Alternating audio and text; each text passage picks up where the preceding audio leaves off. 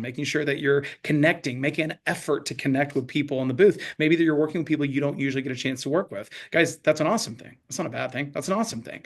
Quickly establish this rotation on turns. If you don't know whose turn it is, just do it in the order people arrived at the booth. Or if you're working with me, I'll just always go last because I don't care. There's millions of people there. I'm going to get plenty of turns. I literally, every time I sit in the booth, I go, I'm last. Y'all just go sell knives. I'm going to get mine no matter what. But I will say one thing I do notice with turns, and this is an area where sometimes some people haven't worked shows as busy as Houston Rodeo. In TGP, we do this, okay? Like we work a lot of fairs and things like that. So I think a lot of our guys are used to it, but they still need to be reminded. And maybe some people aren't used to shows. They're used to a home and garden show that has 40,000 people in a weekend.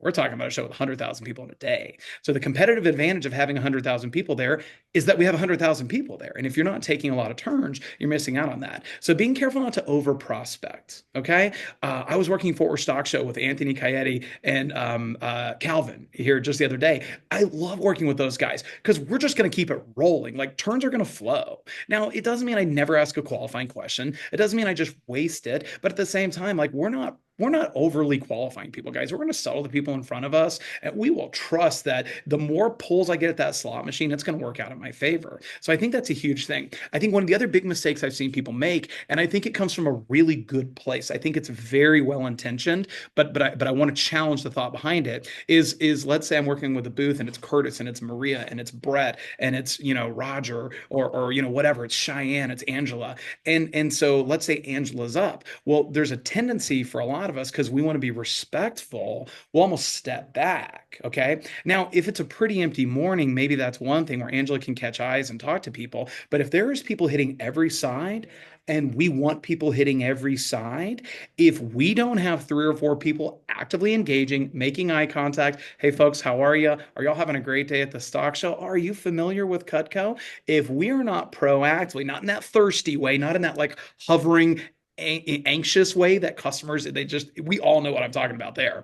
But if we are just leaving that one person up, even if it comes from a good place, hey, I didn't want Angela to think I'm trying to step over her. No, Angela doesn't think that because when someone qualified comes up, I'm going to go, hey, actually, Angela, she's our new customer specialist. Oh, you guys never heard of Cutco? Angela, come over here. You got to meet these nice people. Like, and we will hand it off. Now, here's the deal. If I pull someone over and Angela is just like, doesn't want to work with that person, fantastic. It is my turn now. I just created a turn for myself because I'm busy doing my job and having fun and interacting with people. So there's so many good things that come, but just don't make that mistake. And I think it really comes from a good place. I honestly think it's just no one wants to step on Curtis's toes or Angela's toes or my toes or anyone's toes for that matter. But if we are all doing our best to have an energy and interactions with people that are attracting to the booth, you can do that and respect turns. Those are two totally separate conversations. We should be attracting everyone to the booth with the way we're existing and interacting with people. And then once they're at the booth, we can still respect turns. So, that's a big thing. And then the last thing, guys, is just being communicative.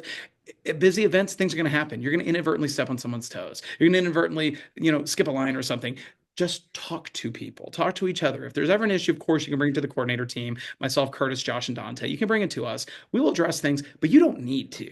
Just have a conversation with people, figure things out, support each other, and that's going to make a huge difference. So those are just kind of like top of mind for me, Curtis. And then, oh yeah, and for God's sake, don't stumble into the booth 5 minutes before because number one, you're going to piss me off, and number two, you will not be in a good state. Okay, you will come in feeling stressed, frustrated and stressed, and people will be judging you, and you'll feel like they're judging you because they are judging you. Okay, because like just do better. Parking is very close, and we have tons of passes. That's all my brain dump. Sorry, I said way more than I intended to. I just